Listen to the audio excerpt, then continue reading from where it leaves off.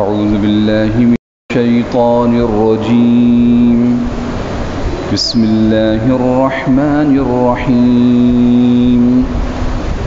إذا السماء انفطرت وإذا الكواكب انتثرت وإذا البحار فجرت وإذا القبور بعثرت علمت نفس ما قدمت وأخرت.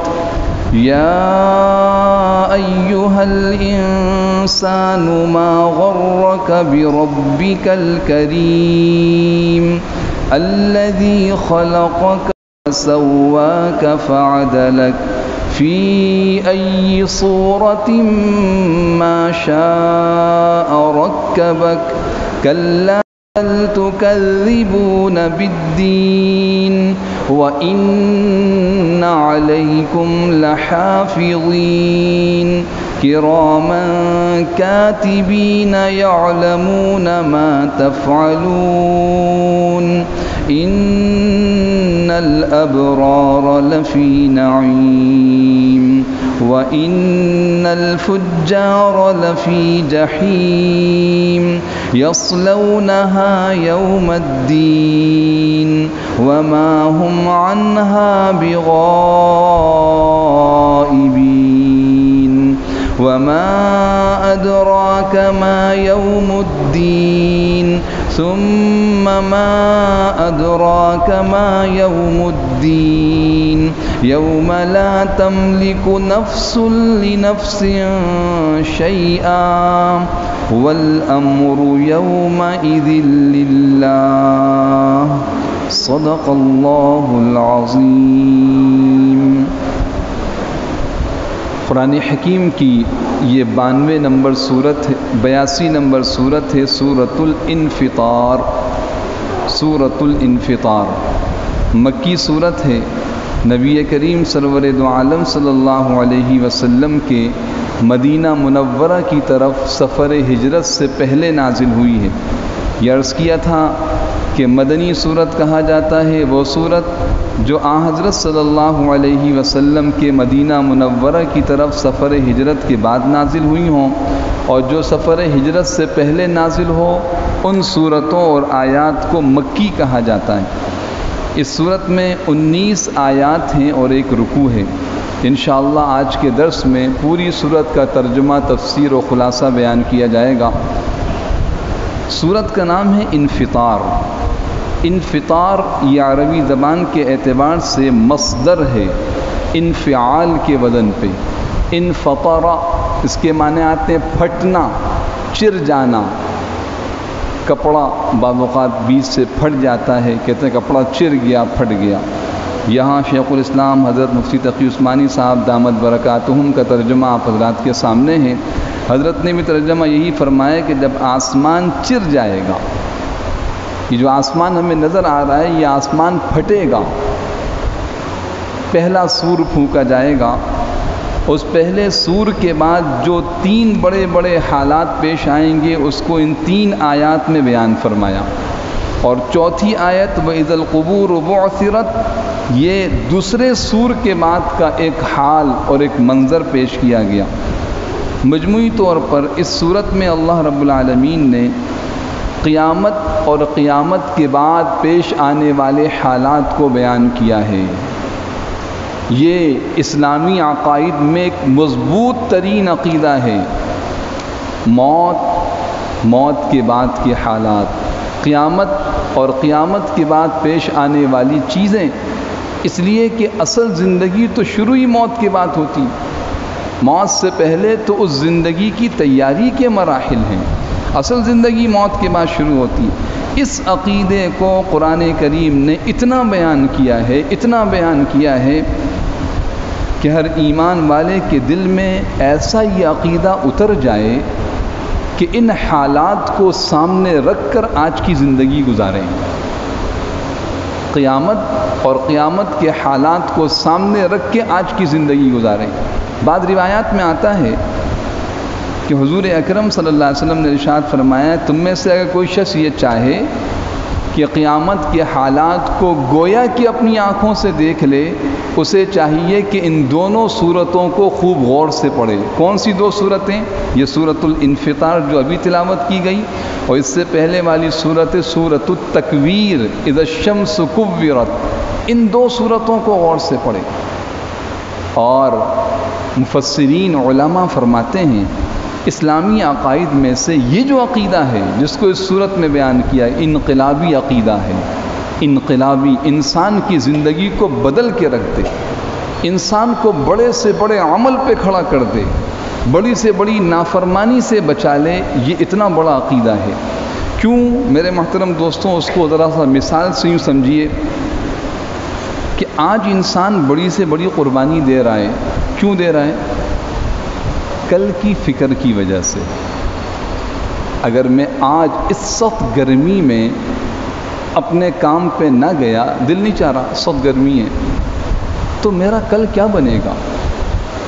میرا کھانا، میرا پینا، میرا لباس، میری رہائش، بنیادی چیزیں، انتہائی بنیادی ضروریات، میرے بیوی بچوں کی ضروریات، میرے گھر بار، میری زندگی کا کل ہے نا۔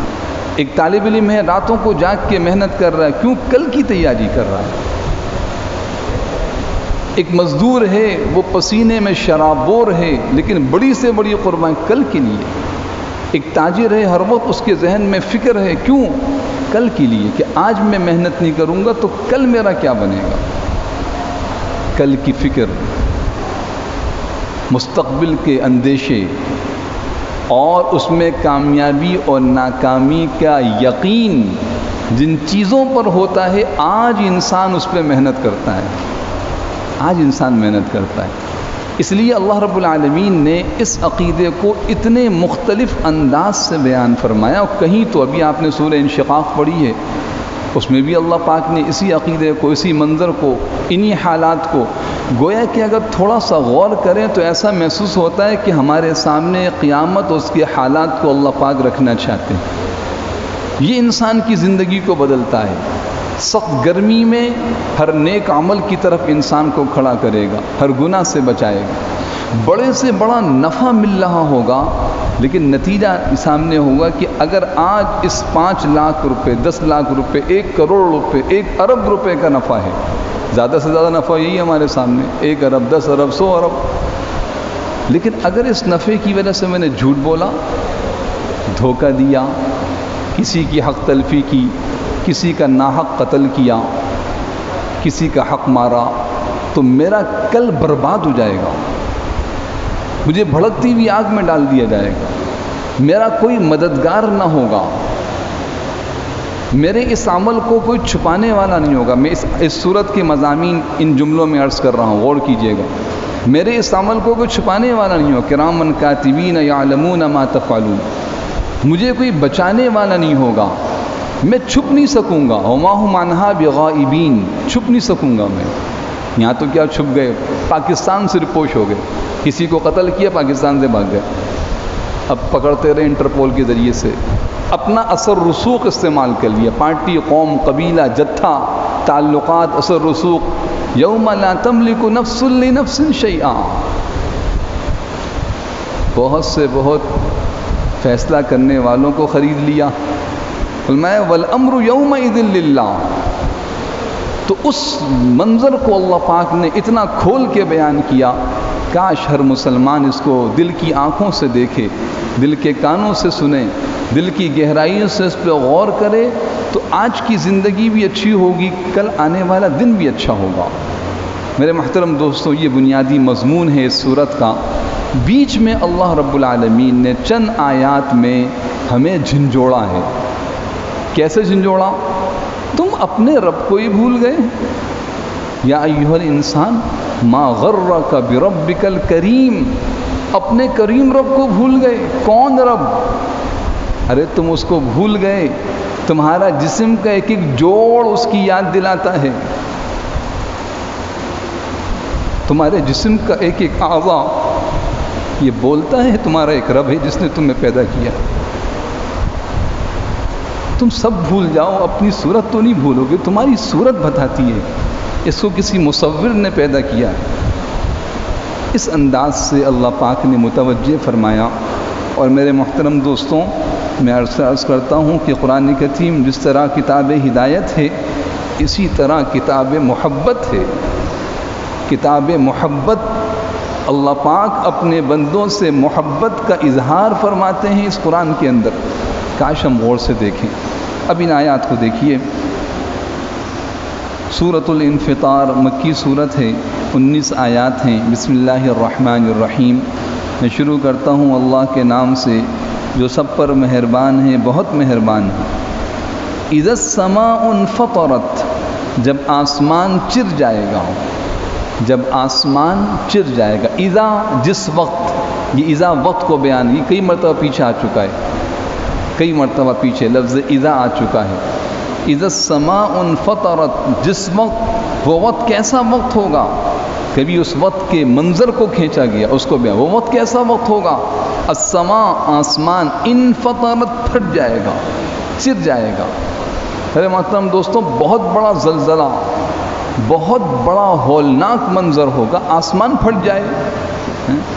آپ سوچیے، سے بادل آپس میں ٹکراتے ہیں تو کیسی گرج پیدا ہوتی ہے، کبھی دل دہل جاتا ہے، اف یہ آواز کہاں سے آ رہی، کب بادل گرجے ہیں، آدمی کانوں کو ہاتھ لگاتا ہے۔ جب آسمان پھٹ جائے گا تو کیا ہوگا؟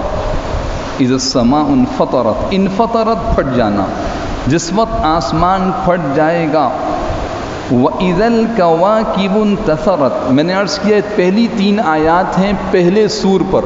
سور اسرافیل علیہ السلام، ایک بڑے طاقتور فرشتے، ان 4 بڑے بڑے فرشتوں میں جو سارے فرشتوں میں سب سے زیادہ بڑے فرشتے شمار ہوتے ہیں، جبرائیل علیہ السلام، میکائیل علیہ السلام، اسرافیل علیہ السلام، عزرائیل علیہ السلام۔ جبرائیل علیہ السلام کا بنیادی کام، انبیاء کے پاس وحی لاتے تھے، اللہ کے حکم سے ہر امر خیر کو لے کے اترتے ہیں۔ میکائیل علیہ السلام کے ذمے لگایا گیا آسمان کا سارا نظام، کہاں بارش برسانی ہے، کہاں نہیں برسانی، ساری۔ علماء فرماتے ہیں اتنے بڑے فرشتے ہیں، اپنی اصلی صورت میں آ جائیں تو ساری زمین کا پانی ان کے سر پہ ڈال دیے جائے، ایک قطرہ نیچے نہ گرے، اتنے بڑے فرشتے۔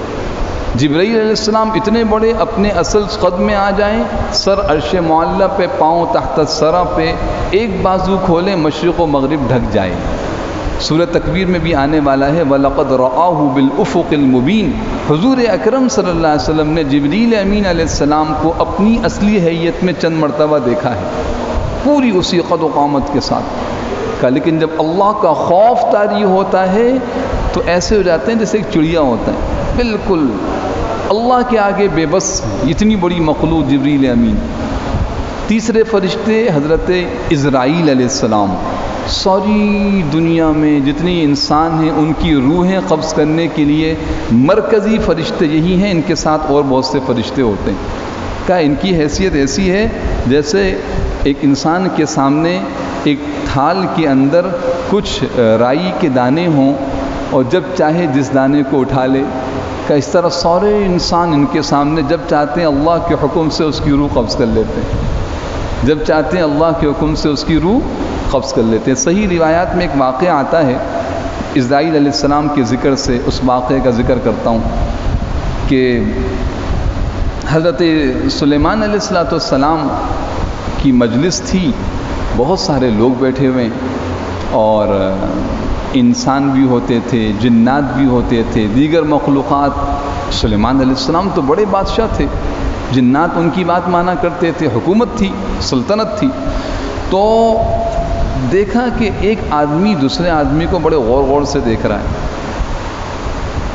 ایک مرتبہ دیکھا، دوسری مرتبہ دیکھا، جیسے ہمارے بھی ہوتا ہے، پتہ نہیں کیا بات ہے، اتنا گھور کے دیکھ رہا ہے، تو ذرا اس کو گھبراہٹ سی ہونے لگی۔ سلیمان علیہ السلام سے کہنے لگا حضرت آپ ذرا، چونکہ ہوائیں مسخر تھیں، کہ آپ ذرا حکم دیں، ذرا کسی ہوا کو، مجھے وہ برق الغمات، کوئی دور کا علاقہ تھا، وہ ہزاروں میل کے فاصلے پہ، مجھے وہاں پہنچا دے۔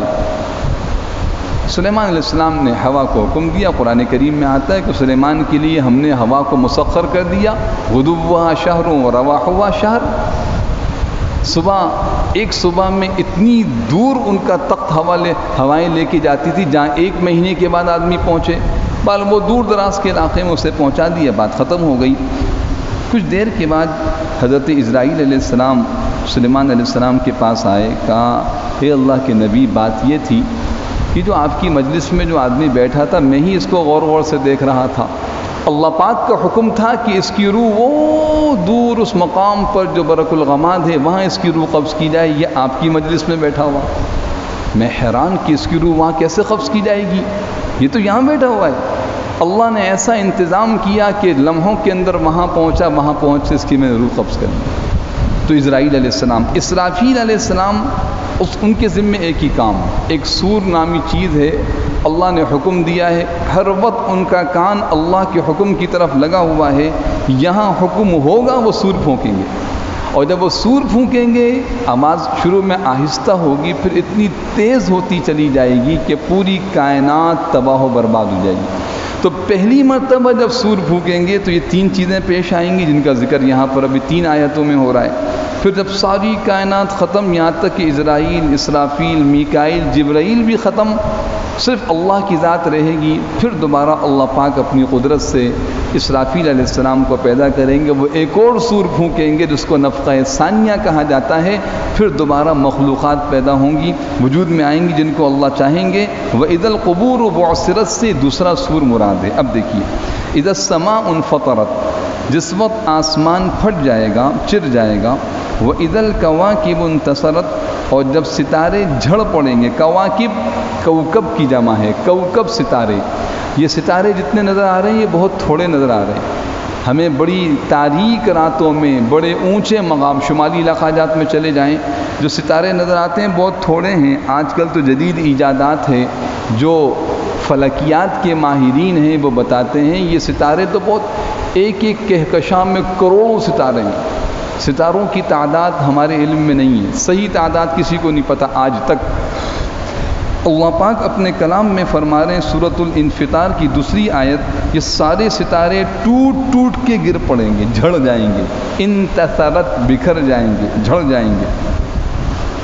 تیسرا جو قیامت کا زلزلہ آئے گا، قیامت کی تباہی ہوگی، کیا ہوگا؟ وَإِذَا الْبِحَارُ فُجِّرَتْ، اور جس وقت سمندروں کو ابال دیا جائے گا، جیسے ابلتا ہے پانی ایسے ابلے گا سمندر۔ اذا البحار، اذا وہ وقت کیسا وقت ہوگا، بحار جمع بحر کی ہے، بحر کے معنی آتے ہیں سمندر۔ وَإِذَا الْبِحَارُ فُجِّرَتْ، ابلے گا سمندر۔ بعض مفسرین فرماتے ہیں دیگر آیات سے معلوم ہوتا ہے اس کے ابلنے کی وجہ یہ ہے کہ جتنے بھی میٹھے پانی کے دریا، کھارے پانی کا سمندر، یہ آپس میں مل جائیں گے، نمبر 1۔ نمبر 2، یہ جو سورج ہے یہ گویا کہ آگ کا گولا ہے، یہ بے نور کر کے سمندر میں ڈال دی، جب سمندر میں پڑے گا تو سمندر میں ایک زوردار دھماکہ ہوگا اور پورے سمندر میں آگ لگ جائے گی۔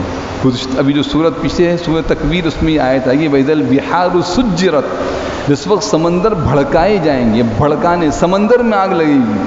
حالانکہ سمندر کا پانی تو آگ بجھانے کے لیے استعمال ہوتا ہے، لیکن قیامت کا منظر یہ ہوگا کہ ان سمندروں میں آگ لگ جائے گی، اور اس کی ایک وجہ یہ بیان فرمائی کہ وہ سورج اس کے اندر ڈال دیا جائے، پورا سورج اس سمندر کے اندر ڈال دیا جائے گا۔ وَإِذَا الْبِحَارُ فُجِّرَتْ، اور جس وقت سمندروں کو ابال دیا جائے گا۔ وَإِذَا الْقُبُورُ بُعْثِرَتْ، بس یہ 3 آیات، پھر اس کے بعد کائنات ختم، پھر دوبارہ سور پھونکا جائے گا، اور دوبارہ سور پھونکنے میں کیا ہوگا؟ اور جس وقت قبریں اکھاڑ دی جائیں گی، بعثرت، یہ سورہ عادیات کے اندر یہ آیت گزری تھی، وَإِذَا بُعْثِرَ مَا فِي الْقُبُورِ وَحُصِّلَ مَا فِي الصُّدُورِ، بُعْثِرَ مَا فِي الْقُبُورِ، جو کچھ قبروں میں ہے سب باہر آ جائے گا، باہر نکال، یعنی انسان اپنی قبروں سے، عالم برزخ سے باہر آ جائے گا۔ قبور قبر کی جمع ہے، بعثرت، اکھاڑ دی جائیں گی، جو کچھ اندر ہے وہ سب باہر آ جائے گا، اور سارے کے سارے انسان میدان محشر میں اللہ کے روبرو کھڑے ہوں گے۔ اب یہ وہ حقائق ہیں، وہ سچی باتیں ہیں، وہ بالکل سچی خبریں ہیں جس میں ایک ذرے اور نقطے کے برابر شبہ نہیں ہے، کوئی شبہ نہیں، سب کچھ اسی طرح ہوگا۔ سورہ انشقاق میں آپ حضرات نے سنا، جس وقت زمین کو پھیلا دیا جائے، اذا الارض مدت، کیوں پھیلایا جائے گا؟ اس لیے کہ اس زمین میں سیدنا آدم علیہ السلام سے لے کر قیامت تک آنے والا آخری انسان کھڑا ہوگا اور تمام کے تمام جنات کھڑے ہوں گے، اور یہ یوم الدین فیصلے کا دن ہوگا، انصاف کا دن ہوگا، جزا کا دن ہوگا، اور اللہ رب العالمین اور اللہ کے فرشتے اس دن چاروں طرف فرشتے موجود ہوں گے، اور اللہ سبحانہ و تعالی بطور منصف، قاضی اور جج کے خود موجود ہوں گے۔ وَإِذَا الْقُبُورُ بُعْثِرَتْ، جب یہ سارے کے سارے انسان کھڑے ہو گئے، اب سارے انسان موجود ہیں، میں، آپ، ہمارے والدین، آبا و اجداد، پاکستان میں رہنے والے اس وقت سارے لوگ جو تھے، جو آئیں گے، جو ہیں، سب کھڑے ہوئے۔ آگے جو آیت ہے بہت اہم آیت ہے، آیت نمبر 5، اللہ پاک فرماتے ہیں علیمت نفس ما قدمت وأخرت، اس وقت ہر شخص کو پتہ چل جائے گا اس نے کیا آگے بھیجا، کیا پیچھے چھوڑا۔ علیمت جان لے گا، نفس ہر نفس، ہر ذی روح کیا جانے گا، کیونکہ اصل مسئلہ تو اب اعمال کا ہے۔ اب جو کچھ دنیا میں ہوا سو ہوا، اب جو کچھ یہاں، علیمت نفس جان لے گا ہر نفس، ہر انسان، نفس ہر ذی روح انسان، ماں وہ چیز قدمت جو اس نے آگے بھیجی، قدم تقدیم، مقدم، قدمت آگے بھیجی، وما وأخرت اور پیچھے چھوڑ دی۔ مفسرین نے اس کی تفسیر میں ارشاد فرمایا کہ آگے بھیجی کیا مطلب، کیا اعمال اس نے آگے بھیجے، دنیا میں رہتے ہوئے جتنے اعمال آگے بھیج دیے، نیک اعمال بھی، برے عمل بھی، اچھے اعمال بھی، بدکاریاں بھی، جو آگے چلی گئیں انسان نے کر لی۔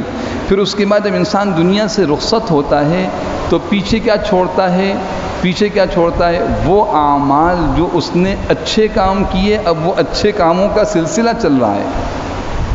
کسی کو قرآن پڑھایا، دین سکھایا، مسجد بنائی، خیر کے کام، خیر کے ادارے قائم کیے، اب وہ خیر کا کام چل رہا ہے۔ ما اخرت، یا برے کام، گناہوں کے مراکز، نافرمانی پہ لوگوں کو لگایا، گناہوں کے کاموں پہ آمادہ کیا، اور سب پیچھے۔ بعض مفسرین نے فرمایا کہ اس کا یہ مطلب بھی ہو سکتا ہے کہ ہر وہ عمل جو اس نے آخرت کی تیاری کے لیے کیا سامنے آ جائے گا، یہ تم کر کے آئے ہو، اور جو کر سکے تھے نہ کیا، پیچھے رہ گیا، اس پہ سوائے افسوس کے کچھ نہیں۔ انسان کو اس کی حقیقت کا پتہ لگ جائے گا، کیا کما کے آئے اور کیا گنوا کے آئے، کیا کما کے لائے اور کیا گنوا کے آئے۔ یہ ہے علیمت نفس ما قدمت وأخرت۔ آج تو نظر نہیں آ رہا نا بھائی، آج تو پتہ ہی نہیں چل رہا، غفلت میں ہم سب پڑے ہوئے ہیں۔ نیک عمل کیا تو نیک عمل کر کے آدمی کو کوئی خوشی، اللہ کی رحمت سے امید، نیک عمل پر ثواب کا کوئی جذبہ نہیں۔ پڑھ لیا اس لیے کہ ہم سب نماز پڑھتے ہیں، نہیں، اس پر اللہ نے دیا کیا، ہم ہر خیر کے کام پر۔ گناہ کر لیا، اس پہ کوئی خوف نہیں ہے۔ اللہ پاک فرماتے علیمت، وہ ایسا وقت ہوگا جب سارے انسان ہمارے سامنے کھڑے ہوں گے، اور جان لے گا ہر نفس ما قدمت وأخرت، جو اس نے آگے بھیجا اور جو پیچھے چھوڑا۔ تو معلوم یہ ہوا کہ نظام چل رہا ہے بھائی، نظام چل رہا ہے، اس سے ہم غافل نہ ہوں۔ مسلسل ہمارے اعمال آگے جا رہے ہیں، اچھے اعمال بھی جا رہے ہیں، برے اعمال بھی جا رہے ہیں۔ راستہ صرف یہ ہے کہ اچھے اعمال کی قبولیت کی دعائیں کی جائیں، اور برے اعمال سے سچی توبہ کی جائے۔ یہ ہے اس آیت کا اصل مقتضا آج کی زندگی میں۔ آگے دیکھیے، یا ایھا الانسان، آیت نمبر 6 سے اللہ پاک، چونکہ ہم سب غفلت میں پڑے ہوئے ہیں، ہمیں ان چیزوں کا احساس و یقین ہی نہیں ہے، بہت معلومات ہیں، جانتے ہیں کہ ہاں مرنے کے بعد قبر کی زندگی جانتے ہیں، قیامت کا دن جانتے ہیں، معلومات ہیں ہمیں، لیکن اس کا یقین، اس کا شعور، اس کے مطابق زندگی گزارنا، وجہ کیا ہے؟ غفلت میں۔ کس سے غفلت میں؟ اپنے خالق و مالک کو بھول گئے۔ اگر اللہ کی ذات کا دھیان ہو اور اللہ سے صحیح تعلق قائم ہو اور اللہ کی صحیح معرفت اور پہچان ہو تو کون اللہ کی نافرمانی کرے؟ یہاں چند آیات میں اللہ پاک نے آیت نمبر 6 سے ذرا انسان مسلمان نہیں انسان کو جھنجھوڑا ہے. تو اس میں ہر ایک مخاطب ہے اللہ کا، مسلمان بھی، غیر مسلم بھی، پڑھا لکھا بھی، ان پڑھ بھی، ہر قوم قبیلے کا انسان، کیونکہ انسان کا اللہ کے ساتھ رشتہ ہے. انسان کو اللہ نے پیدا کیا. ایھا الانسان، اے انسان، ما غرک، تجھے کس چیز نے اپنے پروردگار کے معاملے میں دھوکہ لگا دیا ہے جو بڑا کرم والا ہے. یا ایھا الانسان، اب لفظی ترجمہ دیکھیے. اے انسان، ماں کیا چیز ہے، غرہ جس نے تجھے دھوکے میں ڈال دیا، غفلت میں ڈال دیا. کا تجھے کس سے دھوکے میں ڈالا؟ بربک، اپنے رب سے، الکریم جو بڑا کرم والا ہے، جس کا کرم اور فضل تجھ پہ ہر وقت برس رہا ہے، تو اسی کو بھول گیا. صبح و شام ہر ایک یاد رہا لیکن اللہ کو بھول گئے تم. آگے مزید یاد دہانی کے لیے، الذی، وہ ذات ہے، خلقک، جس نے تجھے پیدا کیا، فسواک، پھر تیرے اعضاء کو ٹھیک ٹھیک بنایا، فعدلک، پھر اس کے اندر اعتدال پیدا کیا. سمجھیے بات کو. الذی، وہ کریم، اس کا کرم کیا ہے، اس کا احسان کیا ہے، چاروں طرف پھیلا ہوا ہے. نہ دیکھو چاروں طرف، صرف اپنے آپ کو دیکھو. اپنے آپ کو روزانہ دن میں کئی مرتبہ اپنا چہرہ آئینے میں دیکھتے ہیں، اپنے آپ کو سنوارتے ہیں، بناتے ہیں اور غور کرتے ہیں اپنے روزانہ میری نگاہوں کے آگے میرے ہاتھ موجود ہیں، میرے پاؤں موجود ہیں، میرا چہرہ، میرا جسم، ہر چیز موجود ہے. اللہ پاک نے اسی سے اپنی معرفت کرائی ہے. ذرا غور کیجئے، کیا فرمایا؟ یا ایھا الانسان، اے انسان، ماں کیا چیز ہے، غرک، جس نے تجھے دھوکے میں ڈال دیا اپنے ایسے رب سے جو بڑا کرم والا ہے. اس کا کرم کیا ہے؟ الذی خلقک، پہلی چیز تجھے عدم سے وجود دیا، تمہارا کوئی نام و نشان نہیں، تمہارا کوئی ذکر کرنے والا نہیں. آج ہر انسان کو سب سے زیادہ محبت اپنی ذات سے اتنی محبت ہے کہ میرے محترم دوستوں، فطرت نے یہ تقاضا رکھا ہے، ذرا سی کوئی تکلیف پہنچ جائے نا، ذرا سی تکلیف، تو ہمیں اپنی تکلیف سب سے زیادہ معلوم ہوتی ہے. سب سے زیادہ مجھے یہ تکلیف پہنچی. اور کبھی تکلیف اگر اپنی ذات سے پہنچے نا تو اس تکلیف کو اپنی طرف منسوب نہیں کرتے، فوراً کسی اور کی طرف منسوب کرتے ہیں. اتنی محبت انسان کو اپنی ذات سے، اپنے جسم سے. ارے بھائی کیا ہوا، آپ کے ہاتھ میں کوئی چوٹ لگ گئی؟ کہتا چھری سے ہاتھ کٹ گیا. کس سے ہاتھ کٹ گیا ہیں جی؟ چھری سے ہاتھ کٹ گیا. حالانکہ ہاتھ چھری سے نہیں کٹا، بلکہ اس والے ہاتھ نے اس والے ہاتھ کو کاٹا. چھری تو ذریعہ بنی، کٹا اپنے ہی ہاتھ سے ہے، لیکن نسبت کس کی طرف کرتے ہیں؟ چھری کی طرف. چھری سے نہیں کٹا. اگر یہ ہاتھ سنبھال کے استعمال کرتے تو یہ والا ہاتھ نہ کٹتا. ایک مثال دے رہا ہوں. تو انسان کو اپنی ذات سے بڑی محبت ہے. ہر وقت انسان کے سامنے اس کا اپنا جسم ہے. اللہ پاک نے اسی کو سامنے رکھا کہ دیکھو تمہیں وجود دیا، خلقک، فسواک، پھر تمہارے اعضاء کو ٹھیک ٹھیک، تسویہ، برابر برابر بنایا. اعضاء کو، ہر عضو کو برابر. برابر کا مطلب جس کو جہاں لگنا چاہیے وہاں لگایا. آنکھ کی جگہ آنکھ لگائی اور ترتیب سے لگائی. ترتیب اگلی آئے، اگلے لفظ میں ہے. کان کی جگہ کان لگایا، ناک اس جگہ، سارے ہر عضو کو. یہاں تک کہ یہ تو نظر آنے والے اعضاء ہیں، جو نظر نہیں آنے والے اس میں تو وہ قدرت کی کاریگری ہم سوچ نہیں سکتے. یہ جو ہمارا دماغ ہے، جو انسان کی وجود کا مرکز ہے، اس میں جو باریک باریک نسوں کا ایک جال بچھا ہوا ہے، اور اس میں خون کی جو روانی ہے، یہ جو آنکھیں ہماری دیکھ رہی ہیں، اس کے پیچھے جو کیمروں کی ایک دنیا قائم ہے. میرے محترم دوستوں، اگر ہم صرف ایک جسم کی عضو پہ غور کریں اور اللہ رب العالمین کا شکر ادا کرنا چاہیں تو نہیں کر سکتے. کہ الذی خلقک، پیدا کیا، فسواک، اعضاء کو ٹھیک ٹھیک بنایا، یعنی اعضاء کے اندر ترتیب رکھی. فعدلک، اور اس کے اندر اعتدال پیدا کیا. اعتدال یہ حسن کی علامت ہے. دیکھیے دونوں آنکھیں بالکل برابر. خدا نہ خواستہ کسی کی ایک آنکھ سوج جائے، کیسی بدنما لگتی. دونوں ہاتھ برابر ہیں، ایک چھوٹا اور ایک بڑا، بدنما معلوم ہوتا ہے. تو فعدلک، پھر اعتدال کے ساتھ. فی ای صورہ، پیدائش، آزاقت کی برابری، اس میں اعتدال. پھر فرمایا فی ای صورت، جس صورت میں چاہا، ما شاء رکبک، تجھے جوڑ کر تیار کر دیا. فی ای صورت، جس صورت میں، ما شاء چاہا، رکبک تمہیں جوڑ دیا. سب سے زیادہ صورت دیکھو تمہیں کن صورتوں کے اندر پیدا کیا.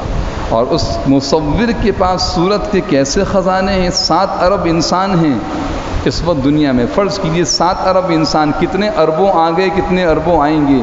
ہر ایک کی صورت کو اللہ نے اپنی قدرت سے پیدا کیا ہے. فی ای صورت، جس صورت میں، ما شاء چاہا، رکبک تجھے جوڑ کے تیار، مرکب ترکیب دے دیا. جب وہ خالق و مالک یہ کہے کہ میری عبادت و اطاعت کرو، تم اسے بھول جاؤ. کلا، ہرگز نہیں. ایسی کریم اور رحیم ذات کو بھول جانا کیسی بڑی ناانصافی ہے، کیسا ظلم اور زیادتی ہے. تم اپنے رب کو ہی بھول جاؤ.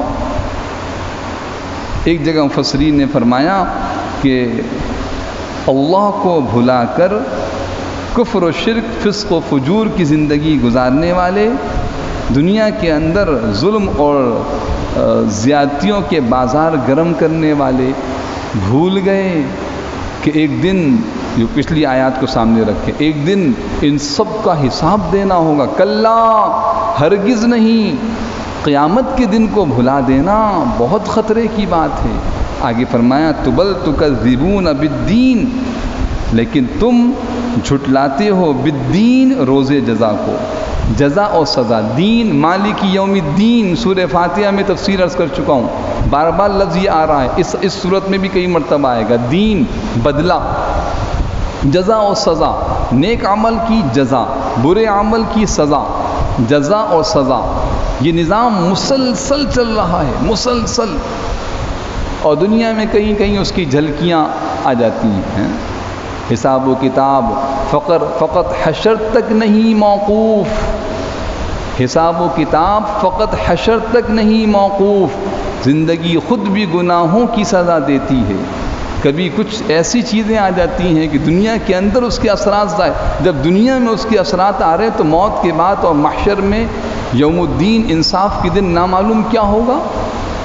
تو فرمایا تم جھٹلاتے ہو. کیسے جھٹلاتے ہو؟ میں عرض کر چکا ہوں کہ کافر اور مشرک صراحتاً جھٹلاتے تھے کہ نہیں، مرنے کے بعد کچھ نہیں، مٹی ہو گیا، ختم. اور مسلمان کلمہ پڑھنے والے عملاً جھٹلا رہے ہیں. پورا دن گزر گیا، 5 وقت اللہ اکبر کی آواز سنی، ایک مرتبہ مسجد نہ آئے. پورا دن گزر گیا، ہمارے گھر کی عورتیں، گھر میں اذان کی آواز آ رہی ہے لیکن ایک نماز بھی نہیں پڑھی. میری بہن نے، میری بیٹی نے، میری والدہ نے، میری بیوی نے، میرے گھر کی خواتین. ہم مسلمان ہیں، لا الہ الا اللہ محمد الرسول اللہ کا اقرار کیا، لیکن زندگی کافروں مشرکوں والی گزار رہے ہیں. گویا ہمیں توجہ نہیں دی اس بات کی طرف کہ ایک ایک عمل کا کل حساب دینا ہوگا. تو یوم الدین کو جھٹلا رہے ہیں کافر و مشرک صراحتاً، ایمان والے عملاً. کلا بل تکذبون بالدین کا، اچھا تم جھٹلا رہے ہو، کچھ بھی نہیں ہوگا، جو چاہو کر لو، جو مزے کرنے کر لو. بابر بعیش کوش کے عالم دوبارہ نیست، جو مزے اڑانے اڑا لو، دوبارہ موقع نہیں ملے گا. تو اللہ پاک فرماتے ہیں سنو، وَإِنَّ عَلَيْكُمْ لَحَافِظِينَ، حالانکہ یقین یہ ہے کہ تم پر کچھ نگران فرشتے مقرر ہیں. ان علیکم، یقیناً تم پر، لحافظین، حفاظت کرنے والے. کس چیز کی حفاظت؟ تمہارے اعمال لکھ بھی رہے ہیں، یاد بھی ہیں ان کو. آگے کرامن کاتبین، بڑے مکرم اور معزز، یعنی ایسے دیانتدار ہیں کہ ذرہ برابر بھی کوتاہی نہیں کرتے، جیسا کرتے ہو ویسا ہی لکھتے ہیں. کرامن کاتبین، معزز، لکھنے والے. تم پر فرشتے مقرر ہیں. ہر انسان کے ساتھ کتنے فرشتے جی؟ 2 فرشتے، دائیں اور بائیں. یہ پورا ایک نظام چل رہا ہے. جیسے ہی انسان بالغ ہوا اور فرشتوں نے اپنا کام شروع کر دیا، لکھنا شروع کر دیا، لکھنا شروع. آپ یوں سمجھیے، مثال سمجھانے کے لیے عرض کر رہا ہوں، یہ کتاب، یہ ان کا جو ہے وہ نامہ اعمال ہے، یہ دفتر ہے ان کا، یہ سجل ہے ان کا، یہ دفتر. اب جناب آج پہلا دن تھا بلوغت کا، انہوں نے صفحہ کھولا اور لکھنا شروع کر دے. کرامن کاتبین یعلمون ما تفعلون، جانتے ہیں جو تم کرتے، لکھ رہے ہیں صبح سے لے کے شام تک، شام سے لے کے صبح تک. یہ دائیں طرف والا نیک اعمال، یہ بائیں طرف والا گناہ، مسلسل لکھ رہے ہیں. کوئی ان کو روک نہیں سکتا، کوئی ان پر اپنا زور نہیں چلا سکتا یہ لکھو یا نہ لکھو. کرامن، معزز، اللہ کی طرف سے مقرر، ان علیکم لحافظین، مقرر ہے یہ. کرامن کاتب، مستقل لکھ رہے ہیں اور لکھتے جاتے ہیں. سمجھانے کے لیے، مثال سمجھانے کے لیے عرض کر رہا ہوں. آج کا دن گزرا، انہوں نے صفحہ پلٹا، لکھ رہے ہیں لکھ رہے ہیں لکھ رہے ہیں. اب میرے محترم دوستوں، یہ زندگی کی کتاب ختم ہو رہی ہے، آخری دن آ رہے ہیں، تھوڑے سے صفحے رہ گئے اور یہ اپنا پورا کام کریں گے. اور جس دن آخری سانس ہوگی، یہ آخری جملہ لکھیں گے، یہ رجسٹر ایسے بند کیا جائے گا. اور کلا ان کتاب الفجار لفی سجین، پچھلی صورت میں آپ حضرات نے سنا، بدکار لوگوں کا نامہ اعمال سجین میں، یہ لپیٹ کے ان کتاب الابرار لفی علیین، نیک لوگوں کا نامہ اعمال علیین کے اندر. اس طرح کرامن کاتبین، معزز لکھنے والے، کاتب لکھنے والے، کرام مکرم معزز. یعلمون ما تفعلون، یعلمون وہ فرشتے جانتے ہیں، ما ہر اس بات کو، ہر اس کام کو، تفعلون جس کو تم کرتے ہو. جو تم کہہ رہے ہو وہ بھی لکھ رہے ہیں، جو تم کر رہے ہو وہ بھی لکھ رہے ہیں، ہر چیز ان کے پاس لکھی ہوئی. اور یقین جانیے یہ پورا نامہ اعمال اس طرح رکھ دیا جائے گا اور قیامت کے دن یوں ہاتھ میں دیا جائے گا، اقرأ کتابک کفا بنفسک اليوم علیک حسیبا. پڑھو اپنا نامہ اعمال، کسی اور کو لانے کی ضرورت نہیں، یہی تم پر حسیبہ، محاسب، تمہارے اعمال پر یہی دلیل. دیکھو اس کو ذرا کیا لکھا ہوا ہے. اب انسان پڑھنا شروع کرے گا. ما لهذا الكتاب لا يغادر صغيرة ولا كبيرة الا احصاها. حیران ہو کے کہے گا کیا ہوا اس نامہ اعمال کو، اس نے تو ہر چھوٹی بڑی بات اس میں موجود ہے. مجھ سے پوچھیں 10 سال بعد بہت ساری باتیں میں بھول جاؤں گا، لیکن کہتے ہیں بھائی اس کو لکھ لو، سیو کر لو، محفوظ کر لو، میموری کے اندر فلاں فلاں جگہ ڈیٹا محفوظ ہے اس کا. آج کل جدید دور ہے، سمجھ میں آنے والی بات، ڈیٹا فلاں فلاں جگہ کا، یہ جو ڈیٹا محفوظ ہو رہا ہے کرامن کاتبین کے پاس، اس میں کوئی رد و بدل نہیں ہو سکتا. یہ محفوظ کر کے روح نکلنے کے ساتھ ہی رکھ دیا جاتا ہے اور کل سامنے لا کے رکھا جائے گا. کیا اس کے باوجود تم جھٹلاتے ہو؟ جزا و سزا کو تھوڑا سا 2 آیتوں کے اندر منظر بیان کیا، جزا کا اور سزا کا. ان الابرار لفی نعیم. دیکھیے آیت نمبر 12، یعلمون ما تفعلون، جو تم کرتے ہو وہ جانتے ہیں، وہ تمام کاموں کو جو تم کرتے ہو. اب اس کا نتیجہ کیا ہوگا، اس پورے نظام کا نتیجہ کیا سامنے آئے گا، سنیے. ان الابرار لفی نعیم، یقین رکھو، ان الابرار نیک لوگ، لفی نعیم بڑی نعمتوں کے اندر ہوں گے، کامیاب لوگ ہیں. تفصیل کچھ سورہ مطففین میں آ گئی. وَإِنَّ الْفُجَّارَ، جزا اور سزا.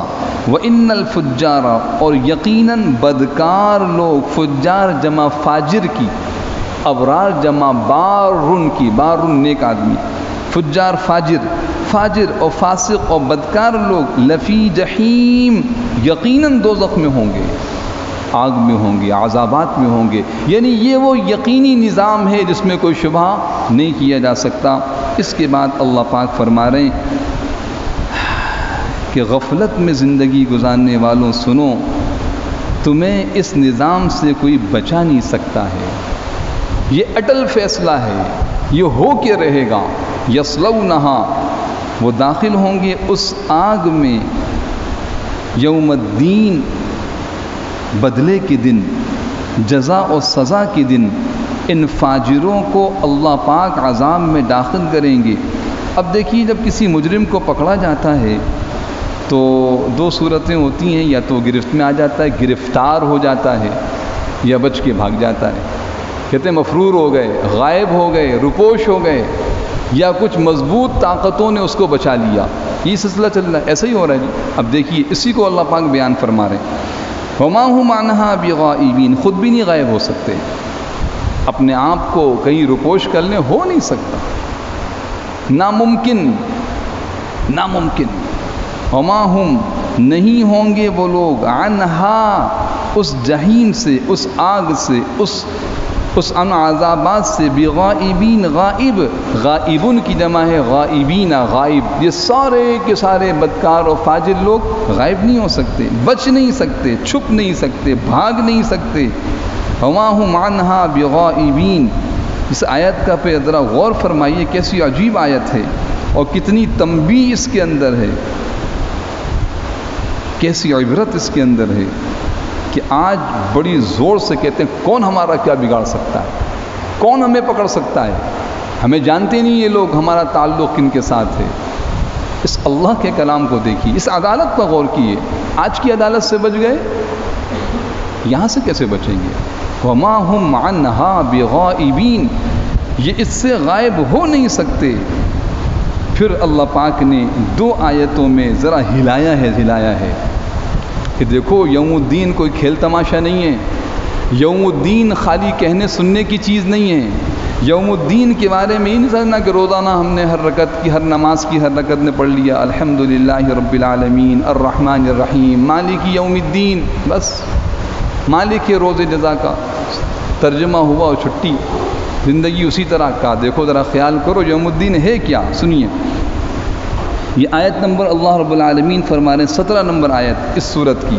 وما ادراک ما یوم الدین، اے مخاطب تمہیں کیا پتا، تم کیا جانو، ما ادراک تم کیا جانو، ما یوم الدین کیا ہے وہ بدلے کا دن، وہ جزا و سزا کا دن کیا چیز ہے. ثم پھر سنو، ما ادراک تم کیا جانو، ما یوم الدین وہ کیا ہے جزا و سزا کا دن. کسی چیز کو بڑی شدت کے ساتھ، اس کی عظمت کو، اس کی ہولناکی کو، اس کے خوف کو، ارے بھائی فلاں جگہ آگ لگی، ارے تمہیں کیا پتہ کیسی آگ لگی ہے، وہ تمہیں پتہ کتنے لوگ مر گئے اس کے اندر، اس آگ کی شدت کا اندازہ ہے تمہیں. یعنی ایک بات کو بار بار سوالیہ انداز سے انسان کرتا ہے. ارے بھائی فلاں آدمی کے ہاں سنا، فلاں کے ہاں اس کے بچے کا انتقال، پتہ ہے کتنا غم ہوا ہے اس کو، پتہ ہے کیا قیامت ڈھائی ہے اس کے گھر کے اندر. یہ سوال میں اردو محاوروں سے عرض کر رہا ہوں کہ کس طریقے سے کسی چیز کی اہمیت و شدت کو اللہ پاک نے وہی انداز رکھا ہے. غور کیجیے اس آیت میں. وما ادراک ما یوم الدین، تم کیا جانو کیا ہے وہ جزا و سزا کا دن. ثم پھر سنو، ما ادراک تمہیں کیا پتا، ما یوم الدین کیا ہے وہ جزا و سزا کا دن. پھر سمجھایا اس کا ایک منظر، اس کی ایک کیفیت، اس کی ایک حالت بیان فرمائی. یوم وہ ایک ایسا دن ہوگا، لا تملکو نہیں کسی کے بس مالک نہیں ہوگا، بس میں نہیں ہوگا، نفسن کسی نفس کے، لی نفسن کسی دوسرے نفس کے، شیئا کچھ بھی کام آ جائے، کسی ذرے کے برابر کسی کو فائدہ پہنچائے یا نقصان پہنچائے، کسی کو بچا لے، کسی کی حفاظت کر لے، کسی کے کام آ جائے. یہاں تو 100 آدمی بچانے کے لیے کھڑے ہو جاتے ہیں. کبھی خود عدالت ہی مجرم کا ساتھ دینے لگتی ہے، کبھی منصف خود ہی مجرم کے ساتھ ہو جاتے ہیں، کبھی گواہ چھپا دیے جاتے ہیں، کبھی گواہوں کو ڈرایا دھمکایا جاتا ہے، ان کا نام و نشان مٹا دیا جاتا ہے. میں نے عرض کیا تھا گزشتہ درس میں بھی کہ وہ عجیب انصاف کا دن ہوگا جس دن فیصلہ کرنے والے قاضی کو کسی گواہ کی ضرورت نہیں ہوگی کہ وہ ذات خود عینی شاہد ہوگی. خود عینی شاہد یعنی منصف و قاضی بولے گا میں نے خود دیکھا ہے، مجھے کسی گواہ کی ضرورت نہیں، میں نے خود دیکھا کہ جرم ہوا تھا، تم نے یہ ظلم کیا تھا، تم نے اسے قتل کیا، تم میری پکڑ سے کیسے بچ سکتے ہو، تم نے اس پہ زیادتی کی تھی. کسی گواہ کی ضرورت نہیں. حالانکہ گواہ بہت سارے آئیں گے، نامہ اعمال گواہ ہوگا، زمین کے ٹکڑے گواہ ہوں گے، انسان کے اعضاء گواہ ہوں گے. یہ تفصیل سے عرض کر چکا ہوں سورہ زلزال وغیرہ میں. 5 گواہ ہوں گے پکے. یہ ہاتھ بولیں گے کیا کیا تھا، آج کسی کو ناحق ظلم کیا، یہ ہاتھ بولے گا اس کو قتل کیا تھا، اس کو نقصان. یہ پاؤں بتائیں گے کہاں چل کے گئے تھے، یہ آنکھیں بتائیں گی کہاں دیکھا تھا، یہ کان بولیں گے کیا سنا تھا. لیکن اگر یہ سب نہ بھی ہو تو رب العالمین خود کہیں گے میں نے دیکھا تھا. الم یعلم بان اللہ یرا، کیا نہیں جانتے کہ اللہ تمہیں دیکھ رہا ہے؟ بلا ان ربہ کان بہ بصیرا، کیوں نہیں اللہ کی ذات خود ان چیزوں کو دیکھ رہی. تو میرے محترم دوستوں فرمایا یوم، وہ دن ایسا ہوگا لا تملک نفس لنفس شیئا، جس میں کسی دوسرے کے لیے کچھ کرنا کسی کے بس میں نہیں ہوگا، کسی کی ہمت نہیں ہوگی، بول نہیں سکیں گے، مدد کرنا بہت دور کی بات ہے. لا یتکلمون الا من اذن له الرحمن، منہ سے بول نہیں سکیں گے، ایک جملہ منہ سے نہیں نکلے گا، ہر انسان نفسی نفسی کر رہا ہوگا.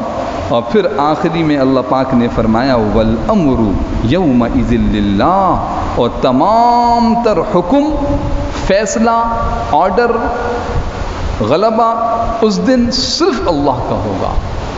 آج تو تمہیں تھوڑا سا اختیار دے دیا، ذرا بیدار رہو، اس اختیار کو غلط استعمال نہ کرنا، ورنہ تم ایک ایسے دن اللہ کے سامنے کھڑے کیے جاؤ گے جب تمہارے پاس کچھ بھی اختیار نہیں ہوگا. یہ ساری دنیا کی سپر پاور طاقتیں، ان کے حکمران، یہ ظالم اور جابر قسم کے لوگ، یہ اللہ کے آگے بے بس کھڑے ہوں گے.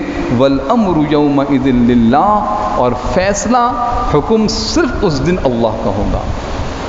تو میرے محترم دوستوں، یہ پوری صورت اس بات کا تقاضا کرتی ہے کہ آج کا دن، زندگی کا ہر عمل ہم آخرت کو سامنے رکھ کے گزاریں. سب نیت کرتے ہیں انشاءاللہ آخرت کو اپنا نصب العین بنائیں گے. یقین جانیے دنیا کی زندگی بھی خوشگوار ہے اور آخرت بھی ہماری سنور جائے گی. اگر آخرت کو بھلا دیا تو دنیا کے اندر بھی پریشانی اور بے چینی اور آخرت کی بربادی ہے. میں اس صورت کو پڑھ رہا ہوں، میرے ساتھ ان آیات کو پڑھیے اور ترجمے پہ غور کیجیے. جو ترجمہ ہم نے سنا، سمجھا، اور جن آیات کو ہم نے اس کی تفسیر سنی ہے، میں صرف آیات پڑھوں گا، آپ حضرات بھی آیات پڑھیں، ترتیب ہے ہماری، اور ترجمے پہ غور کریں تاکہ ذہن نشین ہو جائے.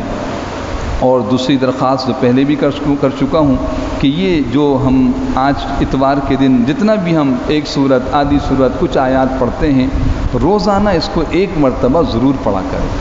ایک مرتبہ 5 منٹ نکالیں، زیادہ وقت نہیں. تفسیر آپ کے پاس سے ایک مرتبہ اس کے ترجمے کو پورے آنے والے 7 دنوں میں، 6 دنوں میں 7 دن روزانہ ایک مرتبہ پڑھیں. قرآن کے ساتھ اپنے تعلق کو قائم کریں. میرے محترم دوستو، یہ قرآن کا تعلق ہمیں دنیا میں، موت کے وقت، قبر میں، حشر میں، آخرت کے میدان محشر میں، ہر جگہ کام آئے گا. یہ بڑی کارآمد چیز ہے. سب سے زیادہ دوستی اور تعلق اس سے قائم کیجیے. اس سے تعلق اور دوستی دنیا آخرت میں کام آنے والی چیز ہے. اس صورت کو ایک مرتبہ میرے ساتھ پڑھ لیجیے. بسم اللہ الرحمن الرحیم. اذا السماء انفطرت وَإِذَا الْكَوَاكِبُ انتَثَرَتْ وَإِذَا الْبِحَارُ فُجِّرَتْ وَإِذَا الْقُبُورُ بُعْثِرَتْ عَلِمَتْ نَفْسٌ مَّا قَدَّمَتْ وَأَخَّرَتْ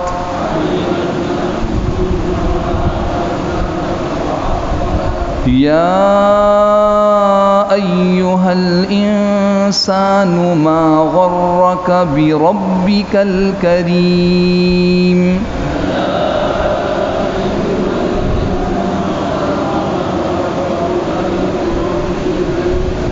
الذي خلقك فسواك فعدلك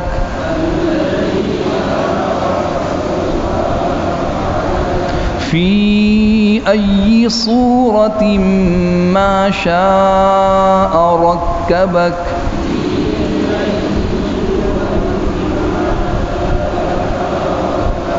كلا بل تكذبون بالدين وَإِنَّ عَلَيْكُمْ لَحَافِظِينَ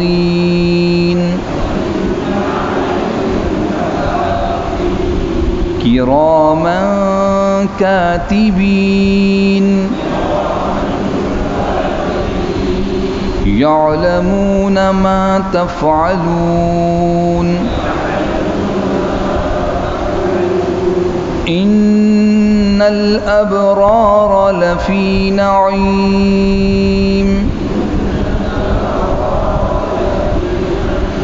وإن الفجار لفي جحيم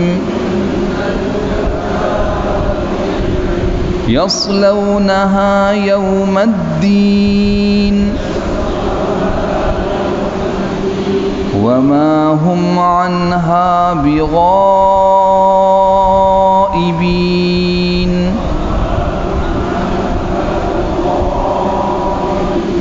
وما أدراك ما يوم الدين ثم ما أدراك ما يوم الدين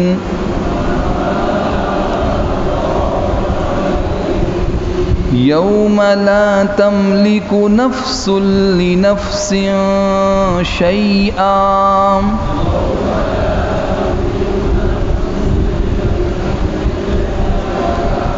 والأمر يومئذ لله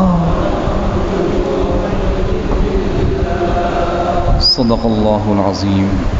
اللہ سبحانہ و تعالیٰ اس پوری صورت کا یقین ہمیں نصیب فرمائے اور اس کے مطابق عمل کرنے کی توفیق عطا فرمائے۔